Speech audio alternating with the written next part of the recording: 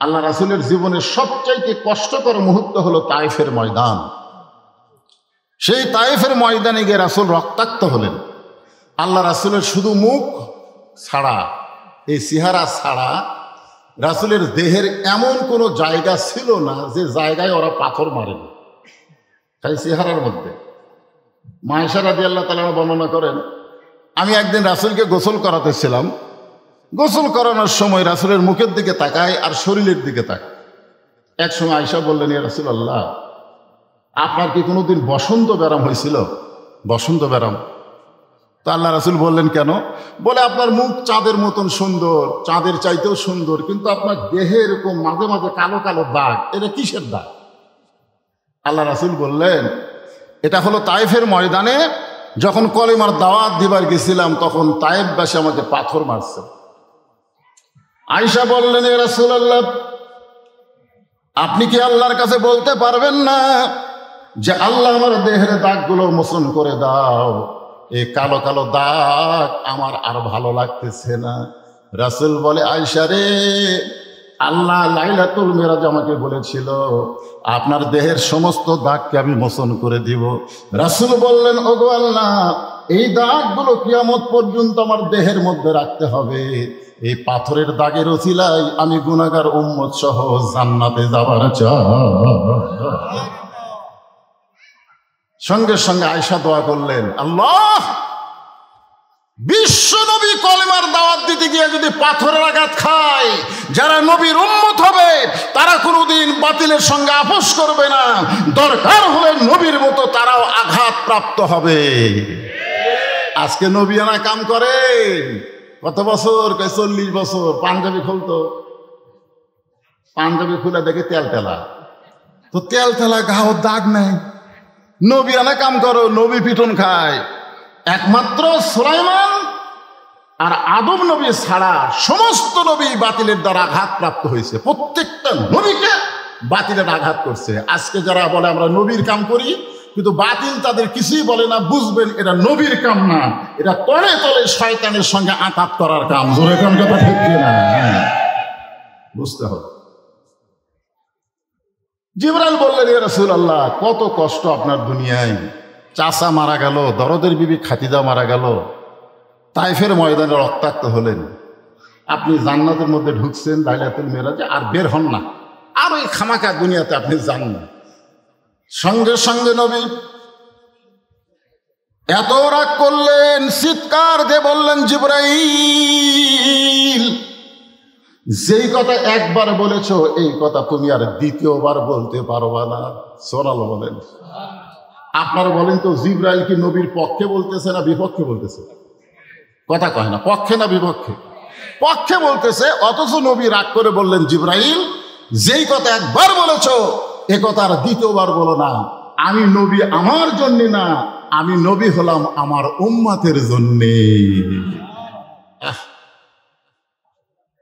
হযরত বেলাল বললেন, ইয়া রাসূলুল্লাহ, আমরা যখন দুনিয়া থেকে কবরে যাব তখন মুনকির নাকির আমাদেরকে 3টা প্রশ্ন করবে। আপনি যখন কবরে যাবেন তখন আপনাকে কয়টা প্রশ্ন করবে? আমি কি উত্তর দিছি? তো না দিতে 3টা কে গেল?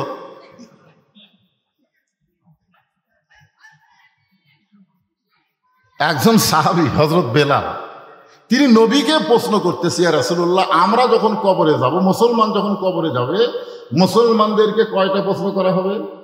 3টা প্রশ্ন করা হবে। কিন্তু আপনি যখন কবরে যাবেন তখন আপনাকে কয়টা করা হবে? আল্লাহ রাসূল বললেন, হযরত বেলাল, তোমার কি মনে হয়? তো বেলাল বলতে, যে হুজুর, আমার মনে হয় আপনাকে 2টা প্রশ্ন করবে। তো আল্লাহ রাসূল বললেন, কি কি 2টা করবে?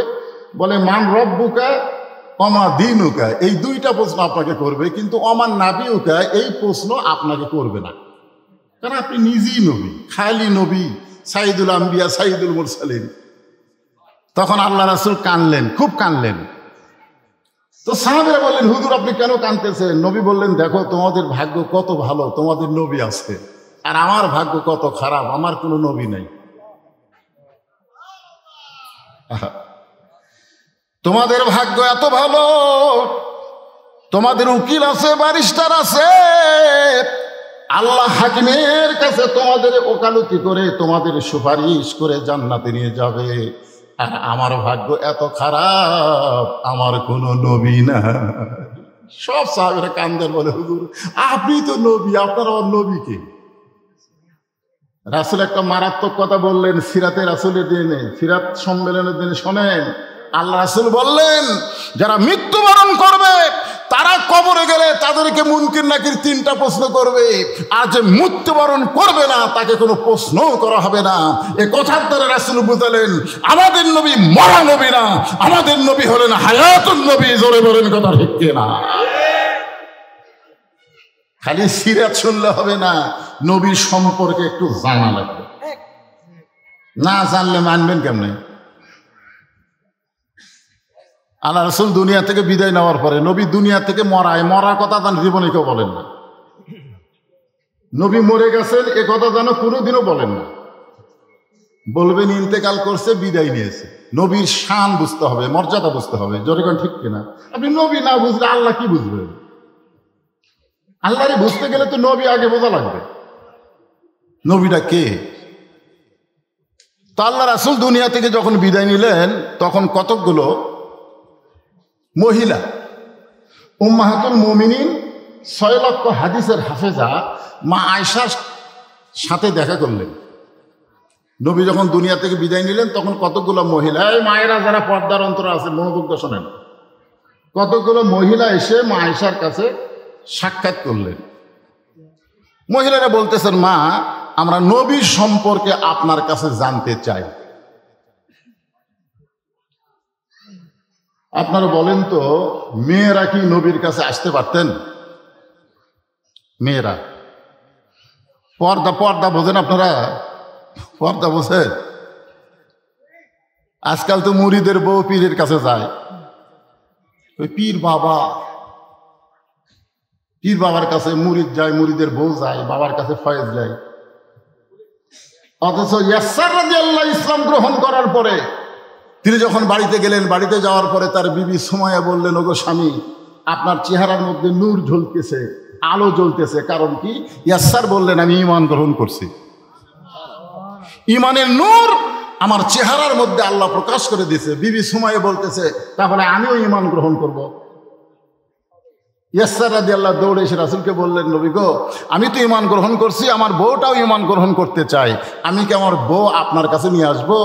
তখন আল্লাহ রাসূল বললেন, বাল্লিগু আন্নী ওয়ালাউ আয়া, তুমি যে ঈমান গ্রহণ করেছো সেই ঈমানের দাওয়াত তোমার বউয়ের কাছে দাও, তোমার বউকে আমার কাছে আনা লাগবে না।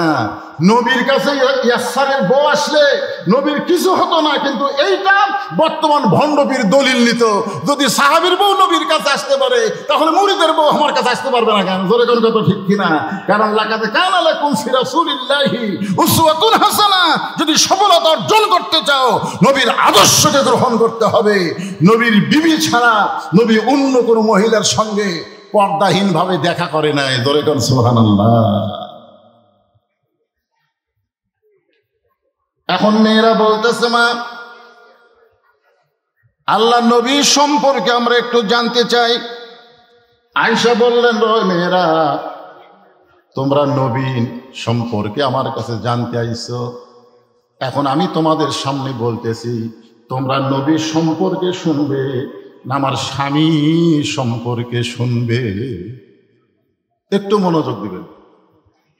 তোমরা নবী সম্পর্কে জানবে না আমার স্বামী সম্পর্কে শুনবে? তো মেয়েরা বলতেছে, মা আল্লাহর নবীও যিনি উনি তো আপনার স্বামী। আয়েশা বলতেছে 6 বছর বয়সে নবীর সঙ্গে আমার বিয়ে হয়েছে। একটু মনোযোগ দিয়ে শোনেন, কয় বছর? 6 বছর বয়সে বিয়ে হয়েছে, আর 9 বছর বয়সে আমি নবীর ঘরে আইছি। কয় বছর বয়সে নবীর ঘরে আইছে? 9 বছর। আর 18 বছর বয়সে নবী দুনিয়া থেকে চলে গেছে। তাহলে মা আয়েশার সঙ্গে নবী কয় বছর ছিলেন? একটু হিসাব করেন। দেখা নবীর উম্মত গরমের মধ্যে কি বিরক্ত লাগতেছে? একটু হিসাব করেন, 6 বছর বয়সে বিয়ে হয়েছে, 9 বছরে নবীর সংসার আইছে, 18 বছরে নবী দুনিয়া থেকে বিদায় হয়ে গেছে, তাহলে মাঝখানে 9 বছর। মা আয়েশা বললেন, এই 9 বছরে আমি নবী কি দেখেছি মাত্র 3 বার, আর আমার স্বামীকে দেখেছি আমি হাজার হাজার বার। এখন তোমরা কি নবী সম্পর্কে শুনবে না স্বামী সম্পর্কে শুনবে? আপনাদের কি ধারণা আমাদের নবী কি অতি মানব না আমাদের মতোই? অনেকে বলে আমরাও যা নবী হতে, আমরাও যা নবী হতে।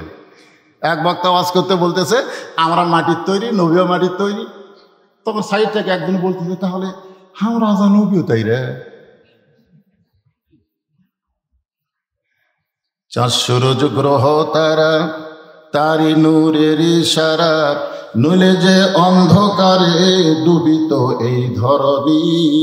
সবাই বলেন নবী মোর পরশমণি, নবী মোর সোনার খনি, নবী নাম ভাবে যেজন সেই তো দোজাহানের ধনী। নবী যখন স্বামী ছিলেন, পৃথিবীর শ্রেষ্ঠ স্বামী ছিলেন। আমরা যতই স্বামী হই না কেন, আমার নবীর মতো ভালো স্বামী পৃথিবীর কেউ হতে পারে নাই। আল্লাহ নবী যখন নবী ছিলেন, পৃথিবীর শ্রেষ্ঠ নবী ছিলেন। নবী যখন বদরের জিহাদে যাচ্ছেন, পৃথিবীর শ্রেষ্ঠ সেনাপতি। আল্লাহ নবী যখন না খেয়েছিলেন, নবীর মতন না খেয়ে কেউ থাকে নাই। ক্ষুধার জ্বালায় নবী পেটে পাথর বাঁধছেন। আল্লাহ নবী যখন অত্যাচার সহ্য করেছেন, নবীর মতন অত্যাচার সহ্য কেউ করে নাই। আবার আল্লাহর নবী যখন নানা হয়েছেন, নবীর মতন শ্রেষ্ঠ নানা এই দুনিয়াতে কেউ হবার পারে নাই। আবার নবী যখন শ্বশুর হয়েছেন, ওসমান রাদিয়াল্লাহু বলেন দুনিয়ার কে কেমন শ্বশুর পাইছে জানি না, কিন্তু আমি এমন একজন শ্বশুর পাইছি তার মতন ভালো শ্বশুর এই দুনিয়াতে আর কারো নাই। জোরে কান সুবহানাল্লাহ। আপনি যেই দিকে যাবেন সেই দিকে আমাদের নবী শ্রেষ্ঠ। যার কারণে আল্লাহ বললেন, ওগো রাসূল, মা আতাকুমুর রাসূলু ফাখুযুহু ওয়া মা নাহাকুম আনহু ফান্তাহু।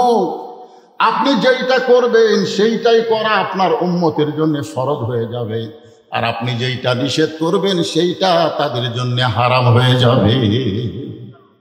মনোযোগ দিয়ে শোনেন, নবী যা করেছেন সেটা আমাদের জন্য করা কি ফরজ? জোরে কোন করা কি?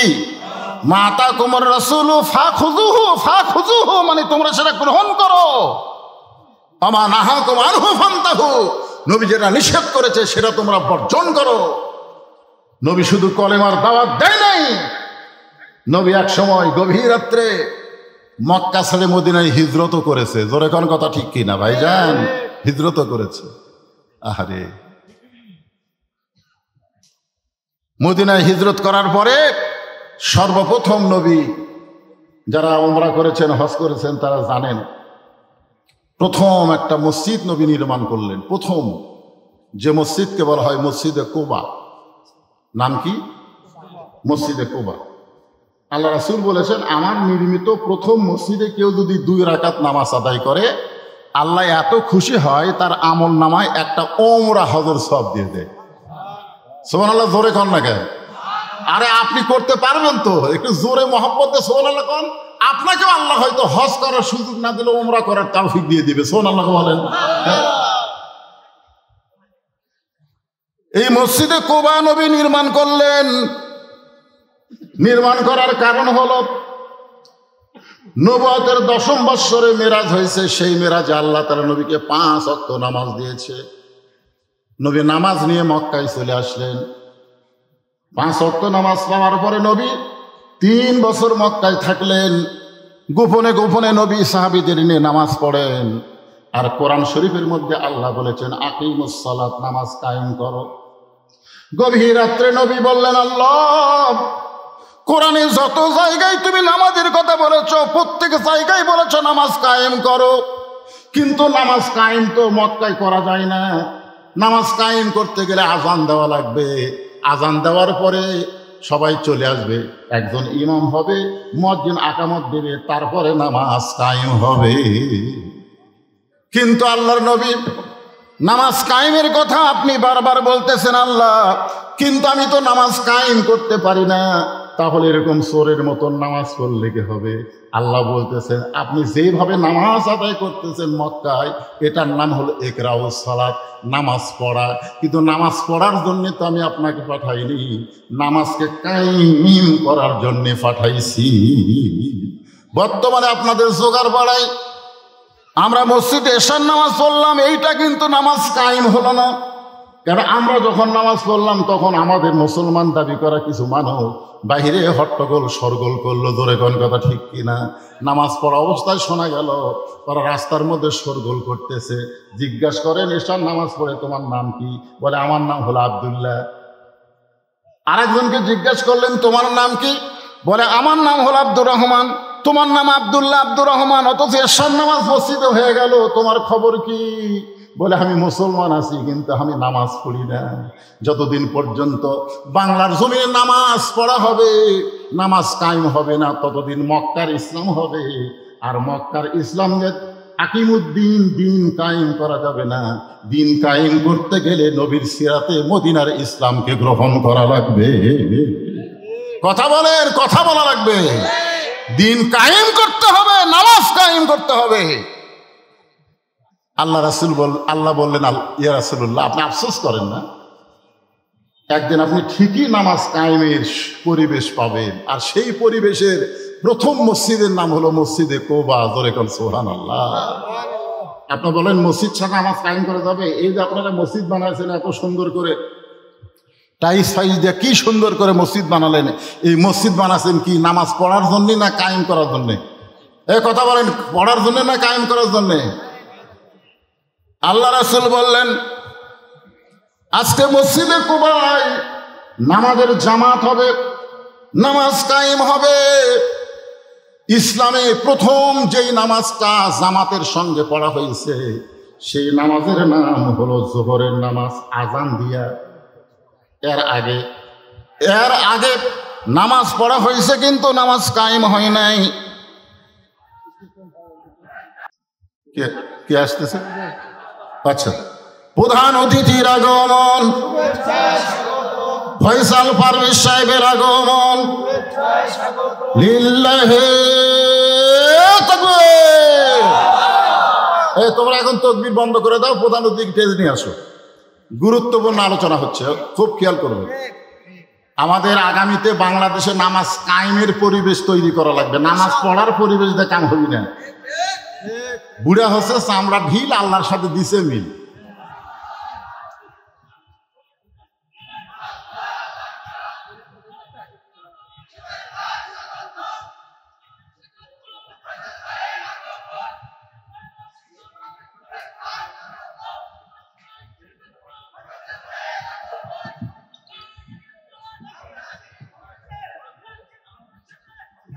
এটা দুনিয়াবি স্লোগান। ফয়সাল সাহেব এগিয়ে চলো, আমরা আছি তোমার সাথে, বলা যাবে না, বলতে হবে আল্লাহ আছে তোমার সাথে। ধরে কোন কথা ঠিক কিনা? এ কথা কন না কেন? ফয়সাল তুমি এগিয়ে চলো, কে আছে তোমার সাথে? আরো জোরে বলেন। এটা দুনিয়াবি স্লোগান। নেতা তুমি এগিয়ে চলো, আমরা আছি তোমার সাথে। তারেক জিয়া জেলখানায়, এক চান্সের মিছিল নাই। জোরে কোন কথা ঠিক কিনা? এগুলা ভুয়া মিছিল, ইসলামে চলবে। হ্যাঁ,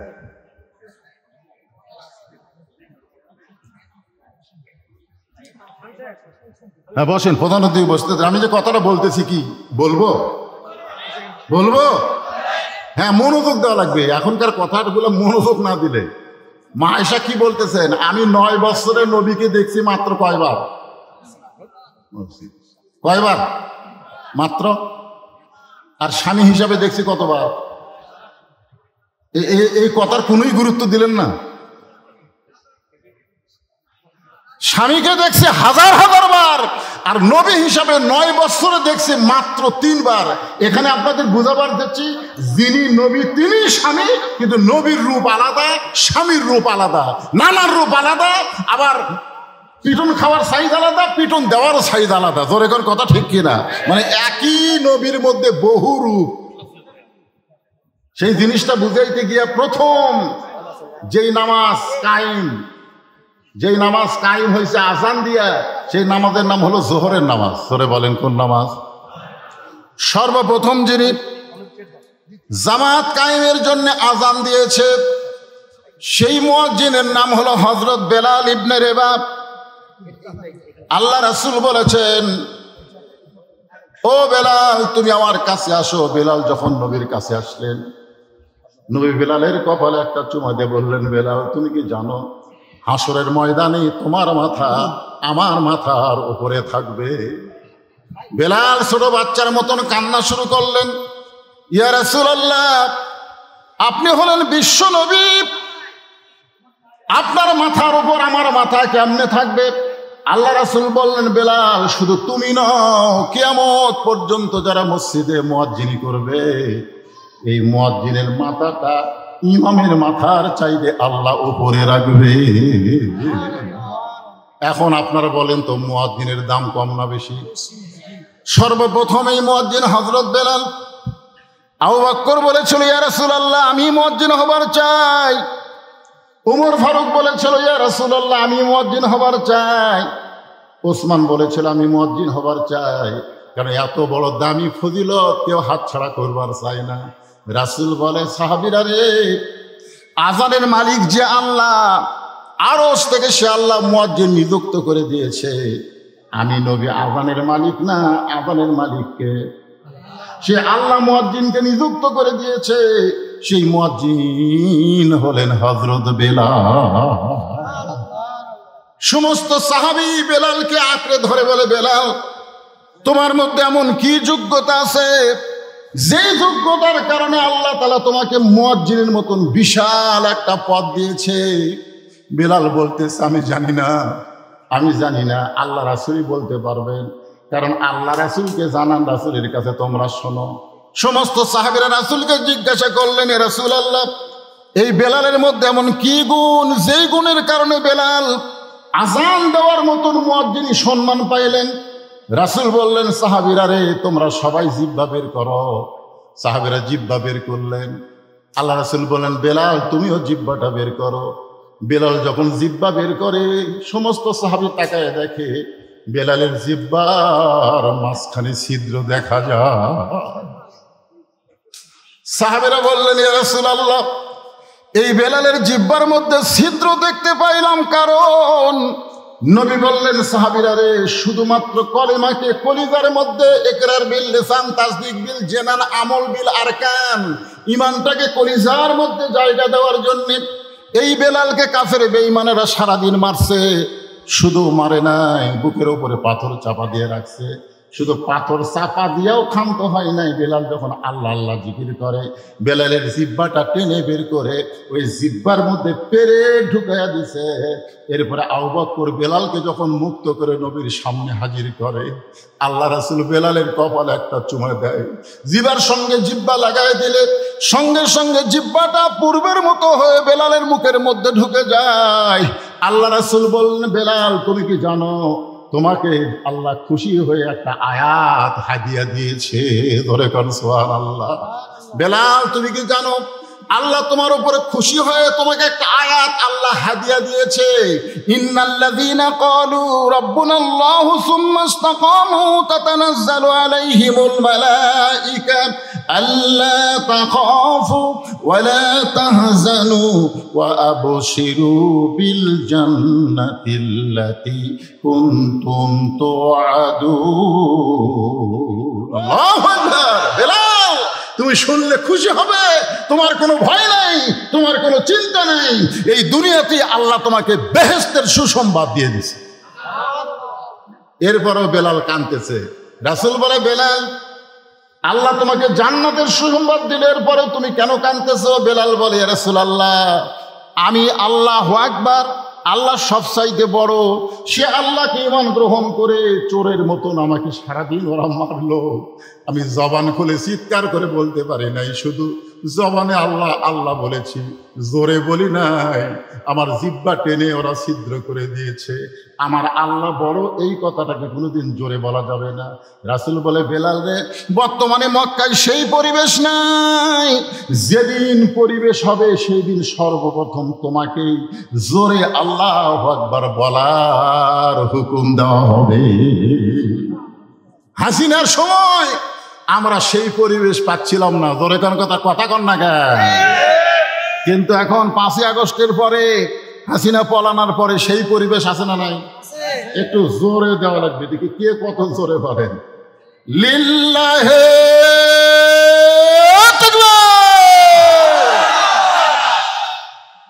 আসো আসো। আগে তকবির দিলেই দুই একজন সাইড থেকে স্লিপ দেয়, তকবির ছাড়া কেউ আস নাই। কারণ ওই শালারা হলো শয়তান, ওরকে কলিজার মধ্যে শয়তান বসে আছে। তকবির দিলে কেন ছটফট ছটফট করে? কারণ শয়তান সব সহ্য করতে পারে, আল্লাহু আকবার সহ্য করতে পারে না। জোরে কোন কথা ঠিক কি না? যত জোরে তকবির দিবা তত জোরে শয়তান দূরে, শয়তান পালায় যাবে। বাংলাদেশে আবার একদল নতুন আসতেছে, তারাও এই তকবিরকে অপছন্দ করে। জোরে কোন কথা ঠিক কি না? তবে আজকে ফেসবুকে দেখলাম একজন নেতা বলতেছে, তোমরা আপাতত নির্বাচনের আগ পর্যন্ত নামাজ জামাতে পড়ো। মাথা গেল রে, শালারা কি কয়, নির্বাচন পর্যন্ত নামাজ, নির্বাচন পর্যন্ত। এটা বলার পিছনে কারণ হলো যে মসজিদের ইমাম কি তালকিন দেয়, এই তালকিনটা ধরার জন্য। কি তালিম দেয়? এই তালিমটা ধরার জন্য। ভাই, যখনই তুমি জামাতে নামাজ পড়তে আসবা, নামাজ পড়তে পড়তে ইন্নাস সালাতা তানহা আনিল ফাহশাই ওয়াল মুনকার, তোমার ভিতর থেকে যাবতীয় বাতিলকে আল্লাহ দূর করে দিয়ে ইমাম দিয়ে তোমার আত্মা ভরপুর করে দিবে। ওই নেতার কথা মতোই তোমরা জামাতে আসো। জামাত জামাত জোরে গান কোথায় আসো? এই আরো জোরে গান কোথায় আসো? জামাতে। আমরা চাই জামাত আগামীতে সরকার গঠন করবে। জামাতে আসো। কি ওরাই বলতেছে জামাতে আসো। নির্বাচন পর্যন্ত পড়তে পড়তে দেখবেন ওই যাই একবার নামাজ ধরে, যেভাবেই হোক। আমরা ছোটবেলায় ওয়া শুনতাম, এক বাচ্চা কে মা বলতো, তুমি যদি নামাজ পড়ো, নামাজ পড়ার পরে শেষদার ওখানে কাপড় টান দিবে, মিষ্টি পাবে। তুই নামাজ পড়ে মিষ্টি খাওয়ার জন্য, বুঝছেন? ওই নামাজ পড়ার পরে জায় নামাজ টান দেয়, জায় নামাজের তলে মিষ্টি পায়। এই মাটা কি করে, আগে জায় নামাজের তলে মিষ্টি দিয়া যায়। এই নামাজ পড়ে মিষ্টি খায়, সেই জন্য এখন মিষ্টি পাওয়ার জন্যই নামাজ ধরছে। কিন্তু একদিন মা মানুষ তো মনে নাই, তুই নামাজ পড়ে যায় নামাজ তুলে দেখে মিষ্টি, মাও তো খালি হায় হায় হায়, আজ তো মিষ্টি দেয়নি। আজ তো আমার ছেলে কাছে আমি ধরা পড়লাম, যা দেখে ছেলে মিষ্টি খাচ্ছে। মা কয়, বাবা কেমনি? এই প্রতিদিন যেভাবে আসে আজকেও সেভাবে পাইছে। আমরাও বলতে দিই, তোমরা ধরার জন্যে আসো। কি ধরার জন্যে? জামাত ধরার জন্য আসো। আস্তে আস্তে আল্লাহ পরিবর্তন করে দিবে। পারকে পারে না? আল্লাহ বলেছেন, ফালিয়াবুদু রাব্বা হাযাল বাইত আল্লাযী আত'আমাহুম মিন জু'ইন ওয়া আমানাহুম মিন খাওফ। ওয়াস্তব কিছু পড়া লাগবে, এখন কথা বলবেন বলতে থেকে। আচ্ছা ঠিক, সবাই একটু জিকির করেন, লা ইলাহা ইল্লাল্লাহ, লা ইলাহা ইল্লাল্লাহ, লা ইলাহা ইল্লাল্লাহ, লা ইলাহা ইল্লাল্লাহ, লা ইলাহা ইল্লাল্লাহ। সেটাই বললাম তো, অসুবিধা চলে না, চলে যাবেন, অসুবিধা নেই। মানুষ কিছু মনে করবেন, মনে করবেন।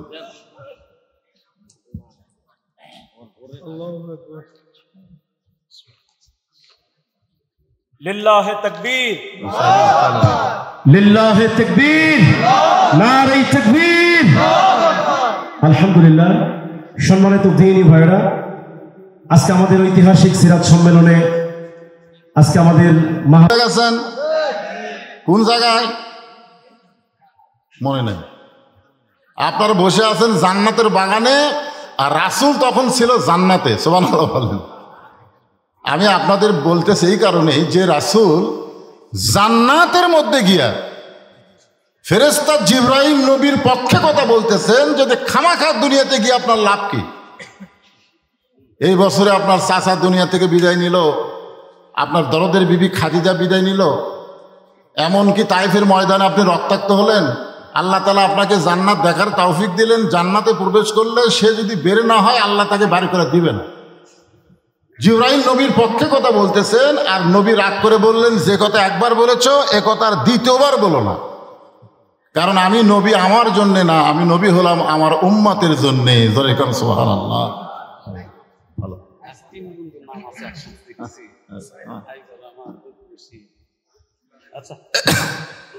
আমার একই সঙ্গে আমার বন্ধু আপনাদের ইউনিয়নের জামায়াত ইসলামের সম্মানিত আমির, আমার কিন্তু বন্ধু, একই সঙ্গে আমরা অনেক দিন ক্লাস করেছি। সেই ক্লাস 8 থেকে একেবারে ফাজিল পর্যন্ত একসঙ্গে লেখাপড়া করছি। আইজুর রহমান চলে গেল, সেও আমার ক্লাসমেট, আইব আলী। তাই বলতেছে আজকে 3 বন্ধুর নাম দেখলাম এক জায়গায়, মাশাআল্লাহ। তো কি বলতেছিলাম, যে আমি নবী আমার জন্যে না, আমি নবী হলাম আমার উম্মতের জন্যে। আমি সেই দিন, এই কথাটা মনে রাখেন, আমি সেই দিন জান্নাতে থাকার জন্যে প্রবেশ করব, জান্নাতে থাকার জন্যে। আমি সেই দিন, যেদিন আল্লাহ আমার সমস্ত উম্মতকে জান্নাত দিয়ে দিবে। এইদিকে তাকান, আপনারা খেয়াল করেন, যেই নবী নেতা জান্নাতে যায় আমাদের কথা বলেনি, এখন আপনারা কেমন নেতা নির্বাচন করবেন? যেই নেতা সংসদে গেলে আপনাদের কথা ভুলে যায়, জোগাড় ভাড়া এই জায়গাত আসার রাস্তাই নেই। আছে কি যে বেকায়দা আপনারা আছেন, এখানে কাহালো শেষ মুড়া, দুশ্চাচারও শেষ মুড়া, মাঝখানে বিরিদের ওই পার দুশ্চাচা, এবারে জোগাড় ভাড়া। তা আমি আপনাদের যেটা বুঝাবার চাচ্ছি, সিরাতের মাহফিলে সকলে একটু জবান খুলে বলবেন, আমার নেতা তোমার নেতা। হলো না, এটা মেম্বার মার্কা স্লোগান হলো। আমরা ইসলামী আন্দোলনের, ইসলামী দলের যারা আসে তারা নেতা না, তারা হলেন আমির, তারা হলেন আমির, ইমাম। ইমাম মানে কি? খেয়াল করেন, ইমাম মানে কি? কতক্ষণ পর্যন্ত? আপনার যে এশার নামাজ পড়লেন, এশার নামাজ ফরজ কয় রাকাত? ধরে বলেন, ফরজ কয় রাকাত? ইমাম সাহেব যদি 3 রাকাতে বসে, আপনারা কি ইমামকে ধরে থাকবেন না আল্লাহু আকবার লোকমা দেবেন? তো দুনিয়ার সমস্ত যারা ইমাম হবে তারা রাসূলের তরিকা মোতাবেক ইমাম হওয়া লাগবে। জোরে কোন কথা ঠিক কিনা? নিজে ইচ্ছা মতো ইমামতি করতে গেলে আমরা তাকে আর গ্রহণ করব না, লোকমা দিয়ে তাকে সাইজ করবো। জোরে কোন কথা ঠিক কিনা? আজকের মাহফিলের প্রধান মেহমানের আগমন, লিল্লাহে তাকবীর, আব্দুল খালেক শরীয়তপুরী সাহেবের আগমন, আমার ছোট ভাইয়ের আগমন। অনেক ওয়াজ করছে এক সময়, তখন 2 ভাই ওয়াজ করতাম একসঙ্গে, আবার শুয়ে শুয়ে গল্প করতাম। আল্লাহ তাকে অনেক উপরে নিয়ে গেছে। ওয়ারাফা'না লাকা যিকরাক, আল্লাহ আরো সম্মান দান করুন। জোরে করে আমিন। তো ভাইজান এসে গেছে, আমি এলাকার মানুষ। আমাকে মেহেদি বলছে যে সাসমিয়া, আপনি যখন একটু কথা বলা শেষ করবেন তখন জনগণকে বলবেন তারা যেন এই মাহফিলের, এই সিরাত মাহফিলের খরচ বাবদ তারা যেন কিছু দান করে, তারা যেন কিছু হাদিয়া দেয়। তা আপনাদের কাছে যদি ব্যাগ যায়, রুমাল যায়, আপনারা 2-4 টাকা করে দিবেন না? দিবেন না? কারা কারা দিবেন না তারা হাত তোলেন। তার মানে আপনারা সবাই দিবেন, একটা লোকও নাই দিবেন না। আচ্ছা 10 টাকা, 20 টাকা, 50 টাকা, 100 টাকা কারা কারা দিবেন তারা একটা হাত তোলেন তো দেখি, তারা একটা হাত তোলেন তো দেখি। মাশাআল্লাহ, ওই পিছন থেকে হাত ওঠে নাকি? 10টা টাকাও দিবেন পারবেন না?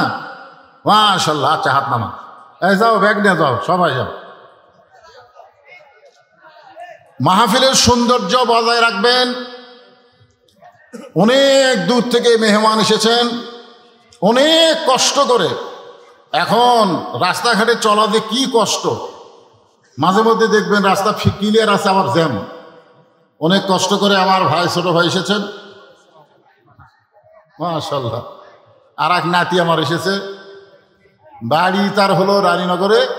এখানে এসে নানার হাতে যখন চাইছে 500 টাকা দাম করে দিচ্ছে। আজকের মাহফিলের বিজ্ঞাপনে তার নামও আছে, তার নামও কিন্তু আছে, আবু রায়হান। আবু রায়হান, আপনাদের মধ্যে এরকম কেউ যদি থাকেন যে হুজুর এই গামছার মধ্যে 2-4-10 টাকা না দিয়ে আপনার হাতে আমরা 500-1000 টাকা দিব, তাহলে এখানে দিতে পারেন। মেহমান তো অনেকের নাম বিজ্ঞাপনে আছে, অনেক অতিথির নাম বিজ্ঞাপনে আছে। তারা যদি মনে করেন যে হুজুর আমরা এই গামছার মধ্যে 10 টাকা 20 টাকা না দিয়ে আপনার হাতে 1000, 2000, 500 দিব, তাহলে এখানে দিতে পারেন। টেসে যারা বসে আছেন তাদেরকে বলতেছি, যদি না দিয়ে থাকেন দেওয়া লাগবে তো। মাশাআল্লাহ মাশাআল্লাহ, এই দেখেন ভিতর থেকে টিএসএ দেওয়া লাগবে না, ভিতর থেকে আল্লাহর একজন বান্দা, অত্যন্ত মহব্বতের মানুষ, 1000 টাকা দান করেছে। আল্লাহ তার দানকে কবুল করুক, সকলে বলে আল্লাহুম্মা আমিন। আল্লাহকে আমরা কেউ চিনতাম না, এদের খেয়াল করেন, সিরাত মাহফিল, আল্লাহকে আমরা কেউ চিনতাম না। যিনি আল্লাহ চিনাইছেন তিনি হচ্ছেন আমাদের নবী, ঠিক কিনা বলেন? সেই নবীর মাধ্যমে আল্লাহ তাআলা জানাই দিয়েছেন, লাকাদ কানা লাকুম ফি রাসূলিল্লাহি উসওয়াতুন হাসানা। যদি তোমরা সফলতা অর্জন করতে চাও তাহলে রাসূলকে তোমাদের আদর্শ হিসাবে গ্রহণ করে নাও। এ কথা কার? পড়াশোনা না এখানে, এ কথা আমার আল্লাহ। এই আয়াতকে সামনে নিয়ে আমি যতটুকু সময় পাই আপনাদের সামনে বলবো, একটু মনোযোগ দিয়ে সকলে শুনবেন। যে আল্লাহ শারীরিক সুস্থতা, মানসিক প্রশান্তি দান করে আজকের এই মাহফিলে আমাদের হাজির হওয়ার উপস্থিত দান করলেন, আমরা খুশি না বেজার? তাহলে সকলে জবান খুলে বলি আলহামদুলিল্লাহ। আজকের এই সিরাত মাহফিলের সম্মানিত সভাপতি আমার বন্ধুবর আলহাজ মাওলানা আজিজুর রহমান, যিনি সংক্ষিপ্ত পরিসরে আপনাদের কাছ থেকে বিদায় নিয়ে চলে গেলেন। আজকের এই মাহফিলের সম্মানিত প্রধান অতিথি ডক্টর মুস্তফা ফয়সাল পারভেজ, সম্মানিত বিশেষ অতিথিবৃন্দ, সম্মানিত ওলামায়ে কেরাম, আসরের নামাজের আগ থেকে জোহরের নামাজের পর থেকে এত রাত পর্যন্ত কোরআন হাদিসের আলোকে একে একে সমস্ত আলেমরা যে সমস্ত আলোচনা করে আপনাদেরকে শোনালেন, এবং আমার পরে আজকের মাহফিলের প্রধান বক্তা হজরত মাওলানা আব্দুল খালেক শরীয়তপুরী, তিনি আসতেছেন, এসেছেন প্রায়। সমস্ত আলেম ওলামাকে অন্তরের অন্তঃস্থল থেকে আমি শুভেচ্ছা জ্ঞাপন করছি। এই মুহূর্তে আমার সামনে যারা বসে আছেন, কঠিন গরম। আচ্ছা, আজকে যদি আল্লাহ তাআলা ওয়াবতাগু ইলাইহি ওয়াসিলা, এই আয়াতের ওসিলাই যদি আল্লাহ ঘোষণা করে যে সিরাত মাহফিলে এসে কোরআন হাদিসের আলোচনা শুনতে গিয়া যাদের শরীরটা ঘেমে গেল, আমি আল্লাহ ওই ঘামওয়ালা শরীরের জন্য জাহান্নামকে হারাম করে দিলাম। এ কথা শোনার পরে অনেকে সুবহানাল্লাহ বলেননি, মনে করছেন এত সহজ, শরীর ঘামলি জাহান্নাম হারাম হবে। আমরা জান্নাত পাওয়াকে কঠিন মনে করি, কিন্তু আল্লাহ তাআলা আমাদের জন্য জান্নাত পাওয়াকে সহজ করে দিয়েছেন। জোরে করে সুবহানাল্লাহ। কত সহজ দেখছেন। আল্লাহ কোরআনে বলেন, ফাদখুলি ফি ইবাদি ওয়াদখুলি জান্নাতি। আপনারা কোন জায়গায় বসে আছেন? এটা কিসের বাগান? আমের বাগান? জোরে কান, কিসের বাগান? আমের বাগান। যতক্ষণ পর্যন্ত কোরআন হাদিসের আলোচনা চলবে ততক্ষণ পর্যন্ত এই বাগান আমের বাগান থাকবে না, এই বাগান হবে রিয়াজুল জান্নাহ, বেহেশতের টুকরা। আর বেহেশতের টুকরার ভিতরে আল্লাহ যাদেরকে বসার তৌফিক দিয়েছেন তারা জান্নাতে যাবেন না তো কে যাবে? জান্নাত আমাদের জন্য কঠিন না। আল্লাহ যদি একটা ওসিলা করে, যা জোগাড় পাড়ার মাহফিলে ওয়াজ শুনতে গিয়ে তোদের শরীর ঘেমে গেছে, এই ঘামওয়ালা দেহের জন্যে, শরীরের জন্য আমি জাহান্নামের আগুনকে হারাম করে দিলাম। তাহলে আজকে ঘেমে যাওয়া ভালো না খারাপ? আল্লাহ কবুল করুক, জোরে কোন আমিন। আমার সামনে যারা বসে আছেন, সম্মানিত মা বোনেরা, পর্দার অন্তরালে বসে বসে যারা আলোচনা শুনতেছেন, সকলকেই অন্তরের অন্তঃস্থল থেকে শুভেচ্ছা জ্ঞাপন করে এই মুহূর্তে আর একবার জানতে চাচ্ছি, আপনারা সকলে কেমন আছেন? আলহামদুলিল্লাহ রব্বিল আলামিন। সকলেই বলেন রব্বানা লাকাল হামদ হামদান কাসীরান তাইয়িবান মুবারাকান ফীহি। আমরা প্রশংসা করলাম কার? কেন করলাম? আল্লাহর প্রশংসা করার কারণ হলো ওয়ামান ইয়াবতাগি গায়রাল ইসলাম দীনান ফালাই ইউকবালা মিনহু। আল্লাহ কোরআনে বলেছেন, ইসলাম ছাড়া অন্য কোনো জীবন ব্যবস্থা ধর্ম কেউ যদি গ্রহণ করে কখনোই তা কবুল করা হবে না। আপনাদের জোগাড় পাড়াতে আসতে গিয়া হিন্দু পাড়া ভিতর দিয়ে আসা লাগলো, ঠিক কিনা বলেন? কথা বলেন। যে আয়াতে কারিমা তেলাওয়াত করলাম, এই আয়াতের মাধ্যমে আল্লাহ বলেছেন ইসলাম ছাড়া অন্য কোনো ধর্ম কেউ যদি গ্রহণ করে লা ইউকবালা মিনহু, কখনোই তা কবুল করা হবে না। ইন্নাদ দীনা ইনদাল্লাহিল ইসলাম। আল্লাহর কাছে একমাত্র মনোনীত জীবন বিধানের নাম কি? আরো জোরে বলেন, নাম কি? তাহলে ইসলাম ছাড়া পৃথিবীতে যত ধর্ম আছে সমস্ত ধর্ম আসল না ভুয়া? আরো জোরে বলেন, জোরসে বলেন, আরো জোরে। ভুয়া শব্দটা বলতে পারবেন না। একটাই ধর্ম, আমাইয়াবতাগি গায়রাল ইসলাম দীনান ফালা ইউকবালা মিনহু। আল্লাহ বলেছেন কবুলই করা হবে না। আল্লাহ দয়া করে রহম করে সেই মুসলমানের ঘরে আমাদেরকে কবুল করেছেন। এই জন্য প্রশংসা করব কার? আল্লাহর প্রশংসা করার আর একটা কারণ হলো নিদানে আখেরাতে তরাইতে পুলসিরাতে কান্ডারি হইয়া নবী পার করিবেন সেই তরণী। সবাই বলেন নবী মোর পরশমণি, নবী মোর সোনার খনি, নবী নাম ভাবে যেজন সেই তো দোজাহানের ধনী। মাশাআল্লাহ, এমন একজন নবী আমরা পাইছি যেই নবীর সিরাত সম্পর্কে আজকে আলোচনা শুনতে আইছেন। সিরাত মানে তার জীবনী। যে জীবনীটা আপনারা শুনতে এসেছেন, যে নবী সম্পর্কে জানতে এসেছেন, যে নবী সম্পর্কে জানতে এসেছেন, সেই নবীটা কে?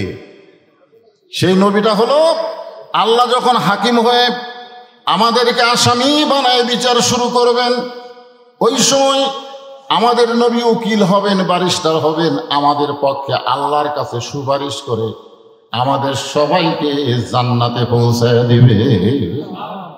আল্লাহ রাসূল বলেছেন আমার একজন উম্মতিনি বাইরে থাকা অবস্থায় আমি রাসূল ভিতরে ঢুকবো না। এটা কিসের বাহিরে? বুঝতে পারছেন আমার কথা? কি বুঝতে পারতেছেন যে একজন উম্মতিনি, মা বোনেরা মনোযোগ দিয়ে শোনেন, যতক্ষণ পর্যন্ত বাহিরে থাকবে আমি রাসূল ততক্ষণ ভিতরে ঢুকবো না।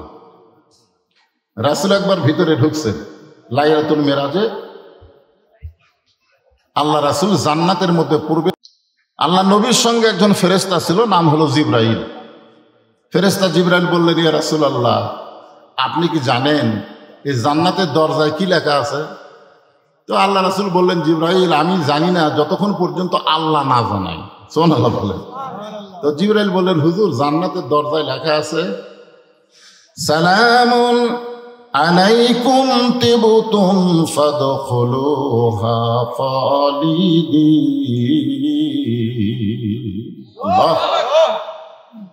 কেউ যদি একবার জান্নাতের মধ্যে প্রবেশ করে আল্লাহ তাকে চিরস্থায়ী জান্নাতে রাইখে দেয়। সুবহানাল্লাহ বলেন। ফাদখুলুহা মানে কি? কেউ যদি একবার প্রবেশ করে, খালিদিন মানে চিরস্থায়ী। এখন হয়তো আপনারা বলবেন, হুজুর আদম আলাইহিস সালামকে আল্লাহ জান্নাতের মধ্যে রাখছিলেন কিন্তু আবার জান্নাত থেকে বের করে দিয়েছেন। আপনার কথা অনুযায়ী জান্নাতের মধ্যে ঢুকলে তো আর বাড়ার লাগবে না। এটা কি আমার কথা না আল্লাহর কথা? জোরে এখন কার কথা? ফাদখুলুহা খালিদিন। যদি আপনারা কেউ প্রশ্ন করেন যে আদম আলাইহিস সালামকে তো আল্লাহ জান্নাতে রাখছিল, তাহলে জান্নাত থেকে বাইর করে দিল কেন? আপনারা বলেন তো, আমাদের নবী লাইলাতুল মেরাজে যে জান্নাতে ঢুকছিলেন, আদম আলাইহিস সালামকে তৈরি করে আল্লাহকে সেই জান্নাতে রাখছিলেন? কথা কয় না। আমার জামাই শেষে একটা কথা বললো না, যে আলেম ওলামার সঙ্গে কোথায় থাকবো? আলেম ওলামা যেখানে আমরা আছি, জাহেলের সাথে জান্নাতেও থাকার মজা নেই। এখন আপনারা বলেন, আমাদের নবী লাইলাতুল মেরাজে যে জান্নাতের মধ্যে ঢুকছিল সেই জান্নাত, আর আদম আলাইহিস সালামকে তৈরি করে আল্লাহ যে জান্নাতে রাখছিল সেই জান্নাত কি একই জান্নাত? কেমনে বুঝলেন? কারণ আদম নবীকে আল্লাহ যে জান্নাতে রাখছিলেন, সে জান্নাতকে একটা গাছ আল্লাহ রোপণ করে রাখছিলেন। সে গাছের নাম কি? আপনারা একটা তো নাম জানেন, সে বলেন না কেন? কি নাম? একটা গন্ধ মেরে লাগিয়া আল্লাহ বানাইছে দুনিয়া, এরকম একটা গান আপনারা শুনেননি? আল্লাহ বলেছেন, ওয়ালা তাকরাবা হাযিহি শাজারাতা ফাতাকুনা মিনাজ জালিমিন। আদম, ওই গাছের কাছে যাইও না, ওই গাছের কাছে গেলে জালিমদের অন্তর্ভুক্ত হয়ে যাবে। আপনারা বলেন তো, আদম আলাইহিস সালামকে আল্লাহ জান্নাত দিয়েছিলেন ইবাদতের আগে না ইবাদতের পরে? কথা বলা লাগবে, ইবাদতের আগে না পরে? আগে। এই জন্য জান্নাতের মধ্যে ইবাদত দিচ্ছে যে সব গাছের ফল খাও, ওই গাছের কাছে যায় না। এটাই একটা হুকুম। ইবাদত মানে আল্লাহর হুকুম। ইবাদত মানে খালি নামাজ পড়া, রোজা করা, হজ করা, যাকাত দেওয়া, এইগুলো শুধু ইবাদত না। ইবাদত হচ্ছে আল্লাহর হুকুম। আল্লাহ যেটা করতে বলেছেন সেটা করতে হবে, যেটা নিষেধ করেছেন সেটা করা যাবে না। জোরে কোন ঠিক কিনা? হ্যাঁ, ইবাদত মানে আল্লাহর কি হুকুম? আল্লাহর হুকুম নামাজ পড়া লাগবে, সবসময় বলে চলবে। কথা কর, আল্লাহর হুকুম কি? নামাজ আদায় করো। তো সবসময় নামাজ পড়লে কি সব হবে? সূর্য যখন উদয় হচ্ছে তখন নামাজ পড়া যাবে? দ্বীপ্রহরে নামাজ পড়া যাবে? সূর্য অস্ত যাচ্ছে নামাজ পড়া যাবে? রোজা রাখো, সবসময় রোজা রাখা যাবে? আপনি যদি মনে করেন আল্লাহ রোজা রাখবার কইছে, আমি ঈদের দিনেও রোজা রাখবো, না। মানে আল্লাহর হুকুম, আল্লাহর হুকুমটাই হলো ইবাদত। এখন আল্লাহ বলেছেন ওই গাছের কাছে যাইও না, ওই গাছের কাছে গেলি জালেম হয়ে যাবে। আদম আলাইহিস সালাম ওই ইবাদতটাও করবার পারেনি, গাছের কাছে গেছে। তো এই জন্যে আল্লাহ তাআলা তাকে দুনিয়াতে পাঠালেন। ওই গন্ধমফল খাওয়ার কারণে আল্লাহ তাকে দুনিয়াতে পাঠালেন, আর ঘোষণা করে দিলেন, আর দুনিয়াও মাযরাতুল আখিরা। দুনিয়া হচ্ছে আখিরাতের একটা আবাদযোগ্য জায়গা, আর দুনিয়াও সিজনুল মুমিনিন। দুনিয়া হচ্ছে মুমিনদের জন্য জেলখানা। জোরে করে কথা ঠিক কিনা?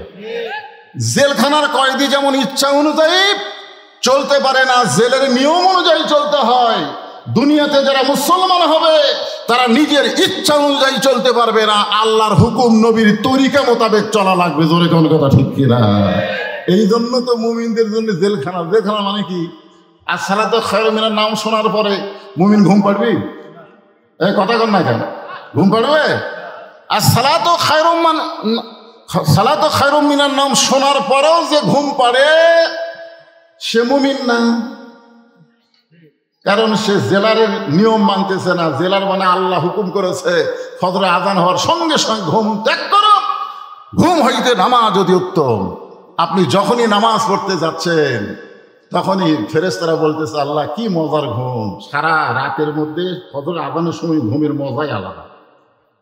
আর সেই ঘুম বাদ দিয়ে তোমার ডাক মুয়াজ্জিনের আজান শুনে সে মসজিদে যায়। আল্লাহ বলে, ফেরেশতা এরা দুনিয়াতে হলো জেলখানা, দুনিয়া থেকে বিদায় নেওয়ার সঙ্গে সঙ্গে এদের জন্য তাকায় আছে জান্নাত। জোরে বলেন সুবহানাল্লাহ। ফেরেশতা জিবরাইল বললেন, এ রাসূলুল্লাহ,